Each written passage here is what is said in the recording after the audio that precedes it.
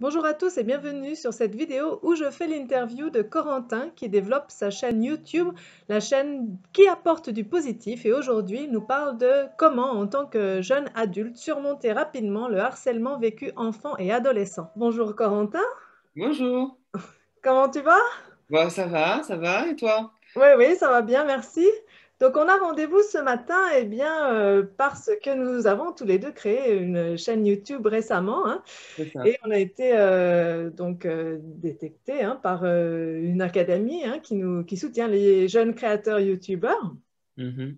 Et toi, ta chaîne, elle s'appelle Hercule 21. C'est ça, c'est Et, ça.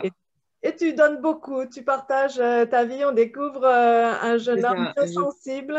Je partage mes expériences de vie en bien comme en mal, tout ce qui m'est cher à mon cœur, le voyage, le tatouage, l'écologie, la mode. Je parle vraiment de tout mon univers et effectivement, j'essaie de prôner un peu le positif, la bienveillance, les choses comme ça. Et voilà, c'est un peu l'essence de ma chaîne. Voilà, tout à fait. Oui, oui, c'est vraiment ça. Donc oui, j'aime bien. D'ailleurs, tu fais beaucoup sur impact zéro sur l'environnement. Hein. Ça, c'est quelque chose Ouais. qui te tient à cœur. Donc tu donnes, voilà, tout en authenticité, sans phare, je dirais. Tiens, voilà, c'est ce qui me venait. Sans phare, tu donnes, voilà, tout ce que tu fais, tu partages. Voilà, vraiment, c'est une chaîne très fournie déjà hein, en vidéo et qui est vraiment agréable à regarder. J'invite vraiment tout le monde à voilà, découvrir la vie eh bien, d'un jeune. Hein, est-ce qu'on peut dire ton âge? Oui, je vais sur mes 25 ans au mois de mai, donc voilà. Voilà, Un, donc un un jeune jeune de né 25 ans en 2020 hein, qui est le confinement 21, oui. alors. Hein. Ça, c'est quelque chose que tu passes bien. Ok, bah merci, c'est gentil, ça fait Oui, plaisir. oui. Voilà, c'est vraiment. Et d'ailleurs, je dois préciser, donc, quand j'ai vu la première vidéo, il n'y a pas de hasard. Tu avais mis ta vidéo de présentation, en fait, la vidéo dans laquelle tu parles du harcèlement. Mhm. Et Ouais. forcément, je l'ai écouté jusqu'au bout parce que bon, je me suis dit, oui, c'est vraiment exactement voilà, une expérience sur eh bien, un jeune enfant, adolescent, hypersensible, qui se sent différent des autres, qui voit qu'il est différent et qui est jusqu'à harceler quand même assez gravement. Hein. Euh, Mhm. et ça complète un petit peu la vidéo que j'ai un peu faite. Parce que, bon, comparé à ce que tu as vécu, moi, je trouve que ce que j'ai vécu, c'est rien, mais c'était quand même des bribes. C'est vraiment ce même cheminement. Et c'est un peu ça que je veux faire comme thème aujourd'hui, puisque tu es vraiment pour moi quelqu'un de résilient. Euh, parce que si vite, à 25 ans tout juste, avoir réussi à retourner la situation, c'est vraiment bien. Est-ce que tu étais conscient d'être hypersensible ou pas? Pas du tout. Pas du tout. Encore moins petit. Petit pour moi, je sais pas, c'était le jeu du sort. Et après, avec le temps, je me suis Je me suis rendu compte effectivement que j'étais assez différent et que les personnes étaient peut-être, comment dire, jalouses Mhm. de ce que je pouvais être et ce que je pouvais dégager malgré moi. Mais après, hypersensible, c'est pas un terme que j'avais en tête ou que Mhm. j'avais conscience. Mhm.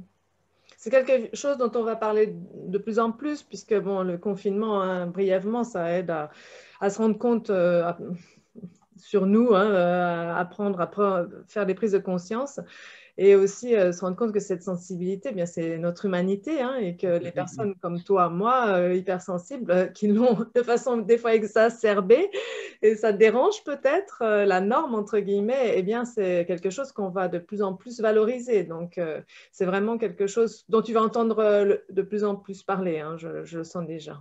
Bon, bah écoute, pourquoi pas. Mais bon, on n'a pas besoin de savoir et de mettre des mots. Hein. La preuve en est. Tu as compris qu'en fait, tu as vite compris en fait, et c'est ça qui m'épate, hein, c'est que c'était quelque chose en fait de positif que tu avais, que les gens qui t'attaquaient te jalousaient pour quelque chose de précieux.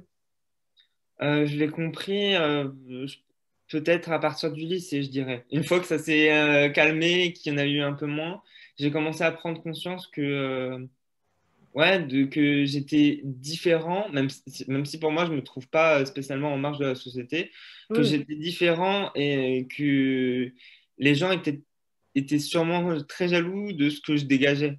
Après, il y a eu aussi les paroles de ma mère qui me l'ont dit. Elle m'a souvent dit, ah, tu sais, ça se trouve, les gens, ils sont jaloux de toi, c'est pour ça qu'ils sont comme ça et tout. Et je me suis dit, bon, bah, c'est peut-être vrai, elle a peut-être raison, je vois pas de quoi ils sont jaloux, mais je me suis dit que c'était peut-être ça, que c'était pas juste le hasard et que, bah, voilà, si les gens, ils étaient jaloux de quelque chose, de Mhm. ce que je dégageais, quoi. Oui, oui, tout à fait. D'ailleurs, je voulais bien en parler justement des parents parce que les parents culpabilisent beaucoup. Donc, toi, c'est dès la primaire, hein. Hum, hum, hum. Donc, est-ce que tu peux un peu nous parler de ce qui t'est arrivé? Alors moi j'ai été dans une école primaire dans une certaine ville et après mon collège je l'ai fait dans ma ville de résidence, ma commune de résidence. Et comme l'un comme dans l'autre, je me suis fait harceler. Alors en primaire, j'ai été la tête de turc d'une petite fille qui était en plus de ça assez capricieuse, orgueilleuse. Je ne sais pas si elle avait des troubles alimentaires, mais elle était très difficile au niveau des repas. Elle mangeait, il y avait plein de choses qu'elle voulait pas manger. Enfin, elle était très, très, très capricieuse. Mhm. Et sa mère lui cédait un peu tout de ce que D'accord. j'avais pu Vis-à-vis de toi, comprendre. qu'est-ce qu'elle te faisait? Et puis moi, en fait, je me souviens plus trop, mais c'était un peu une pression. Une Mhm. pression tout le temps. Si tu fais pas ça, je vais te taper. Si tu fais pas ça, je vais le dire à la maîtresse. Euh, Elle était, mais même pas forcément avec que moi, elle était assez violente avec. Je pense qu'elle aimait bien faire du mal aux gens. Mhm. Et encore plus moi, parce que je me rebellais pas et que j'étais gentil, que j'étais sage, que j'avais des relativement bonnes notes. Et quelque chose qui m'a marqué, une fois, je lui ai crié dessus, je lui ai dit de fermer sa gueule. Et pourtant, moi, je ne me donne pas un mot plus haut que l'autre, hein, surtout à l'époque. Elle m'a dit, mais je vais le dire, je vais le dire. Et quand elle a été le rapporter à l'institutrice, l'institutrice, elle savait très bien à qui j'avais dit ça et elle savait très bien qui j'étais. Du coup, elle m'a rien dit. Elle s'est dit, bon, c'est bon, on s'en fiche. Mais oui, c'était vraiment du chantage et de la pression tout le temps, Mhm. taper, pousser.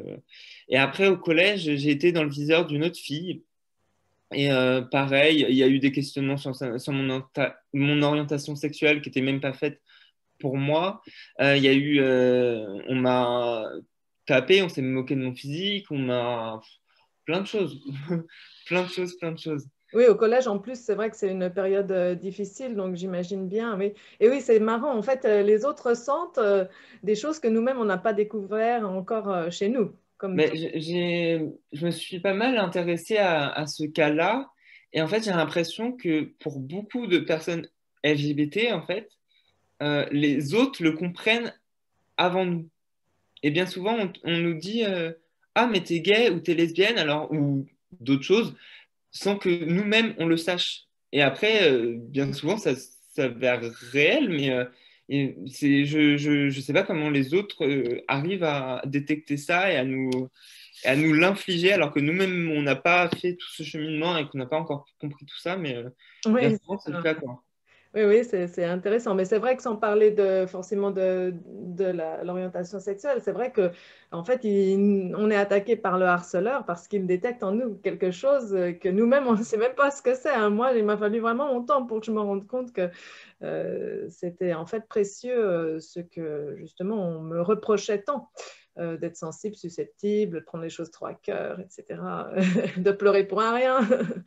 Mais revenons-en à toi donc au collège et donc il y a les enseignants, tu as un petit peu parlé des enseignants, je voudrais aussi après parler un petit peu de ce que tu attendais de tes parents aussi, parce que les parents, on a tendance à culpabiliser bien sûr, on ne sait pas quoi faire et ce serait bien de les déculpabiliser. Comment ta maman, comment elle a réagi, ton papa?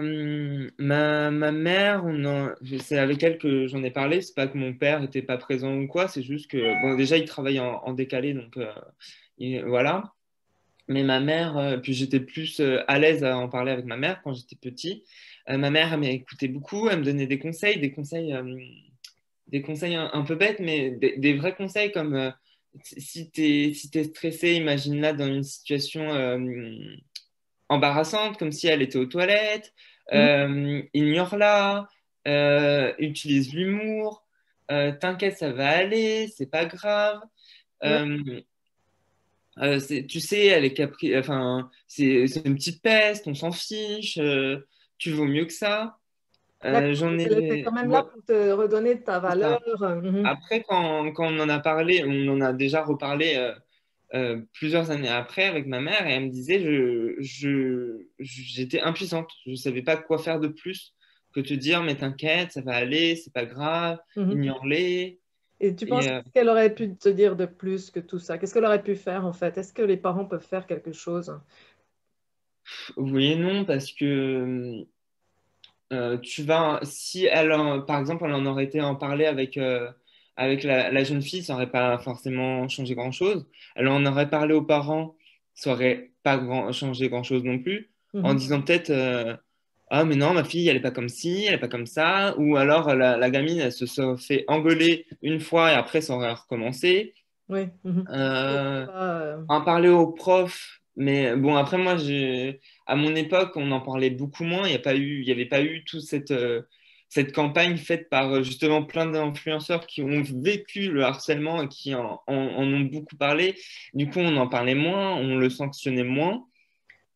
Puis pareil, les profs, ils en ont peut-être parlé une fois. Je crois qu'elle a été réprimandée une ou deux fois parce que je me suis un peu plaint ou que la maîtresse l'avait pris sur le fait accompli. Et voilà, la maîtresse lui avait demandé des excuses publiques et d'accord. Au collège, ça, hein? elle avait fait des plates excuses et après ça avait recommencé, ça n'avait pas changé quoi. Donc Oui, oui. Ça, c'est au collège, ça. non, ça c'était en primaire. Ouais. Mais donc au collège, quand c'est un peu plus, donc un peu plus dur encore, qu'est-ce que tu penses que les enseignants, ils auraient pu faire quelque chose d'autre ou Bah, il y en a certains, ils se mettent des œillères, je pense. mhm. Et après, moi, je me souviens une fois, c'était une chamaillerie qui avait un peu mal tourné où, bah, entre garçons, on chamaille, on se tape un petit peu, voilà, la bagarre, youpi, c'est drôle. Sauf que on me tapait un peu trop. C'était plus moi qui donnais les coups. Enfin, c'était plus du tout dans le cadre du jeu, bien sûr, Oui, oui. mais c'était devenu un peu trop. Donc, j'étais parti me plaindre à la CPE qui avait fait son travail qui avait viré les trois garçons 3 jours, je crois. Ah, quand même. Mhm. Mais ça n'a pas empêché que enfin, faut que les gens fassent leur travail, mais je me suis fait insulter. J'ai eu plein d'autres problèmes qui ont pas forcément été traités aussi parce que j'en ai pas parlé. Mais il y a des personnes qui réagissent, il y en a d'autres qui ne réagissent pas. Oui, et on ne sait Voilà. pas non plus si en réagissant, ça n'envenime pas non plus la situation. C'est quand même difficile. Ça dépend des personnes. Ça Mm. dépend des personnes. Moi, j'ai une image en tête d'une prof de maths qui devait entendre les insultes que je me prenais, mais qui disait pas plus que ça, quoi. Et là, tu penses que quand même dans cette situation-là, dans la classe, c'est son rôle de réagir. Bah oui, enfin, c'est elle la prof, hein, c'est pas. Oui, pour faire cesser, là, elle a quand même ce pouvoir-là. Entre guillemets, son heure de cours, c'est son entreprise, donc c'est elle la boss, c'est à elle de faire un truc, de au moins dire un truc. Mhm, oui, tout à fait. Surtout qu'elle, elle risque a priori pas grand-chose. C'est ça, enfin. Enfin, pour moi, elle avait juste à dire qu'elle n'a pas à entendre des mots comme ça, qu'elle n'a pas envie d'entendre des grossièretés sans trop se mouiller. Et puis si elle en entend d'autres, bah, elle vire les personnes. Enfin, je sais pas. Mais Oui, oui. Oui, puis donc, après, on transmet ça à la CPE ou je sais pas. Mais mhm. je pense qu'il y a des gens qui ouais, se mettaient des œillères en se disant, oh, c'est pas grave, c'est que des ados, mais enfin, Oui, non, on ne peut pas, effectivement. C'est sûr que tu penses que certains adultes, de par leur posture, leur position, ils peuvent quand même, mm, mm, mm. ils devraient quand même intervenir. Oui. Et du coup, qu'est-ce que tu conseillerais à un jeune, en fait, qui est dans cette situation, ou qu'est-ce que tu te serais dit à l'époque, à toi? Bah déjà, bon courage, mais ça va se passer. Mhm. Puis effectivement, les ignorer. Les ignorer et que, comme on dit, vaut mieux être seul que mal accompagné. Oui, d'accord. Mais c'est vrai, mais je sais, ignorer, on l'entend bien. Mais c'est quand même pas facile quand on rentre rien que la présence de la personne, quand on arrive Ah ouais, à je sais. l'école, on a le cœur qui bat. Je sais, mais ignorer et que ouais, il vaut mieux ignorer, et qu'il vaut mieux rien dire. Enfin, rien dire à ces personnes-là, peut-être en parler plus aux adultes. Oui. Et puis pas de Mais donner de la valeur à ce que peuvent dire ces personnes-là. c'est ça. Et Mhm. que t'inquiète, ça va aller, ça va se passer, c'est pas éternel. Et puis l'école n'est pas toute la vie Oui, aussi. voilà. Oui, oui. Il y a une issue. Il y a C'est un ça. bout du tunnel. Oui, C'est c'est ça. vrai, c'est vrai. C'est ce que je dis d'ailleurs je vais organiser des conférences interactives en ligne spéciales étudiants hein, ce mois-ci. Et c'est vrai, c'est ce que je dis. C'est ça. Il y a une lumière en fait. C'est garder l'espoir. Il y a une lumière au Puis bout du tunnel. Ouais. Mm.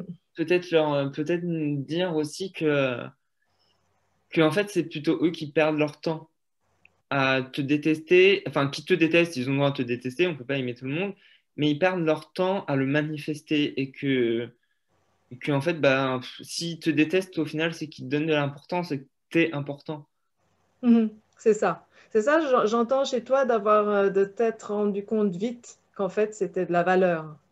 En fait, que tu avais. Et je pense que là, le cheminement de beaucoup d'hypersensibles, c'est de mettre tellement de temps, hein. Là, j'organise des groupes, les gens s'en rendent compte à plus de 40 ans, hein. Donc, c'est Mais vrai que, ouais. en fait avec leur recul, je me demande pourquoi ils perdent autant de temps à critiquer publiquement, parce que qui me critiquent, ils ont le droit de me critiquer, je m'en fiche, ils peuvent pas, ils peuvent dire tout ce qu'ils veulent dans mon dos, du moment que je l'entends pas, enfin, s'ils m'aiment pas, ils m'aiment pas, on m'aime pas, on a le droit de pas m'aimer, mais pourquoi on perd autant de temps à me critiquer, à me juger, à me taper et à faire tout ce qu'on m'a fait, alors que tu pouvais juste me détester dans ton coin et faire ta vie, et en fait, tu aurais perdu beaucoup moins de temps à faire tout ça, en fait.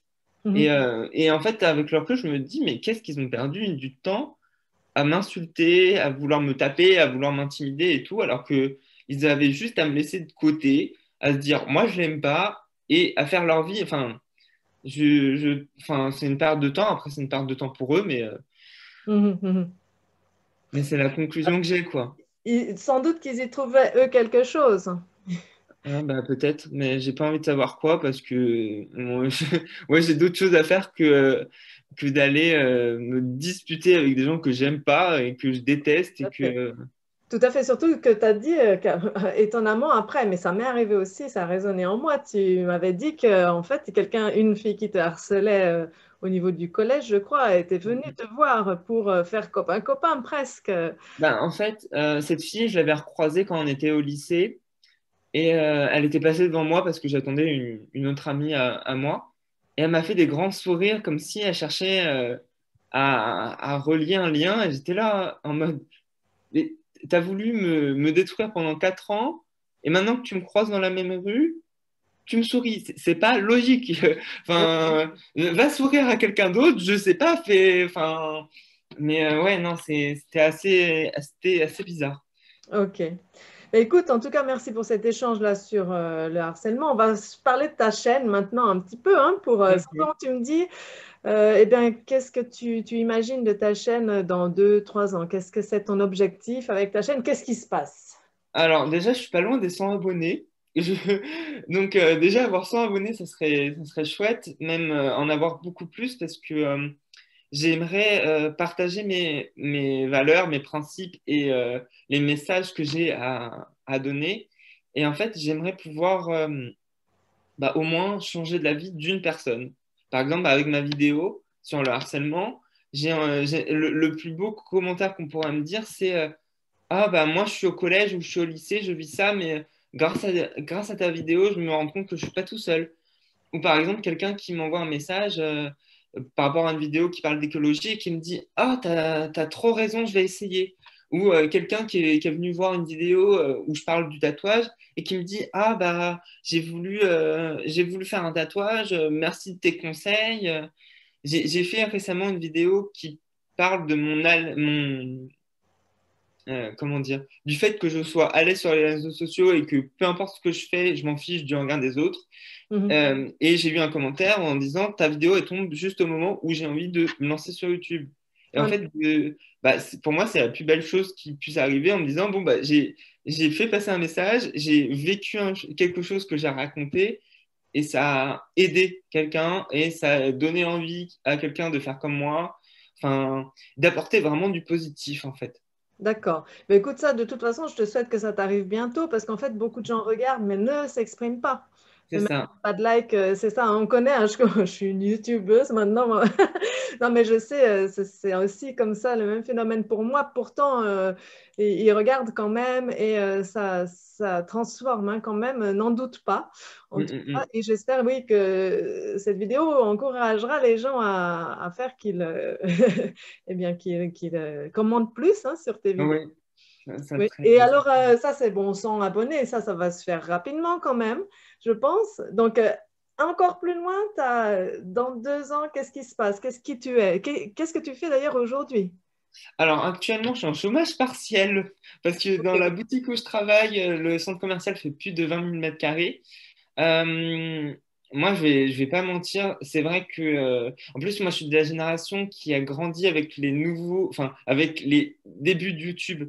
Donc, au début, les gens ne vivaient pas du tout des vidéos. Maintenant, on sait qu'on peut gagner beaucoup en faisant des vidéos. Et moi, ça serait mentir de dire que je n'ai pas envie de faire partie de ces gens-là. Enfin, pas forcément de gagner des millions, mais juste pouvoir vivre de mes vidéos, en fait. Donc, déjà, avoir cette monétisation-là, je vais pas mentir, si D'accord. les vidéos peuvent être monétisées, que je puisse en vivre assez sereinement, pas payer mes factures, payer mes courses, payer tout ce qu'il faut, je serais très content.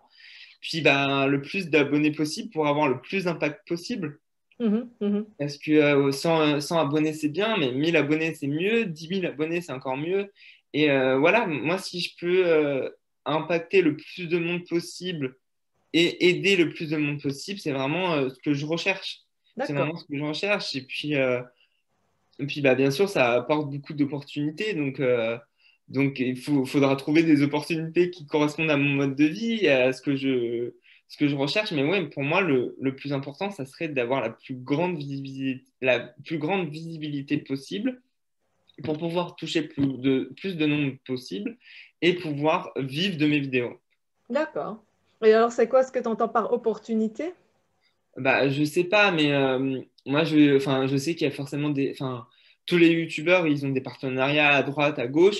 Bon, moi, je compte pas faire des partenariats avec des marques de fast fashion ou des je sais pas quoi, parce que c'est pas ce qui me correspond. Mais je sais pas, peut-être avoir l'opportunité d'être ambassadeur d'une association Voilà, ou sur faire des Impact partenariats avec Zéro. être et pas égérie, mais ambassadeur d'une marque assez éthique, de quelque chose d'assez positif. Bah, je pensais par exemple à Ecosia, j'en sais rien, ou à des choses qui font rêver. Et une vidéo par exemple de Natou, qui est une des plus grandes youtubeuses, je crois, elle a 5 millions d'abonnés, et qui m'a marqué, c'est un jour, elle reçoit un mail d'une agence de voyage qui Oui. lui propose une semaine tout frais payé à Hawaï. Et genre, moi, je me suis dit, mais c'est génial de partir en voyage pour être payé à faire une vidéo. Et bon, avec moi, ça serait aussi peut-être avec un côté un peu écologique, un peu une valeur à ajouter, pas juste partir à Hawaï pour partir à Hawaï. Mais Mhm. par exemple, le jour où on me propose de faire un vlog pendant une semaine et de partir je ne sais où, moi, je signe tout de suite. Donc, c'est vrai D'accord. qu'avoir Bonne idée, l'opportunité oui. de voyager, de parler du voyage, parce que c'est quelque chose qui me fait vibrer, c'est quelque chose que j'adore et pouvoir, bon, le tout frais payé, oui, forcément, ça fait rêver, mais pouvoir voyager et avoir les moyens de faire des choses sympas en voyageant, ça pourrait être génial. Mhm, mhm. Oui, Et d'accord. bien sûr, promouvoir une compagnie ou quelque chose d'assez éthique, d'assez cool derrière, bien sûr, pas juste dire, bon, je vais polluer à l'autre bout de la planète, je vais dépenser des milliers et des cents qui ne m'appartiennent pas.